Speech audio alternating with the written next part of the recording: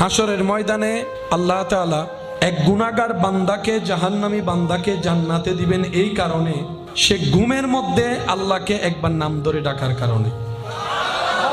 তো ফেরেশতারা রবকে বলবে, আল্লাহ সে তো জেগে ডাকে নাই, ঘুমে ডেকেছে। ঘুমে তো অনেকে অনেক কথা বলে। ফেরেশতাদের প্রশ্ন, আল্লাহ সে তো জাহান্নামী, গুনার হিসাব অনেক বড়, সব তেমন, কিন্তু রবের চাওয়া হচ্ছে তাকে জান্নাতে দেওয়া। তো যিনি আইন বানান তিনি কখনো আইন ভঙ্গ করলে মানায়? রব তো আইনের মধ্যে একদম আহকামুল হাকিমিন।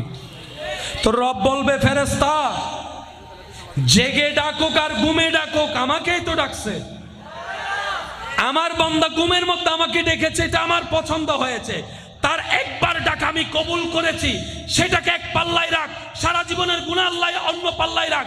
ফেরেশতারা যখন দেখবে ওই অবচেতন মনে একবার রব ডাকাটাই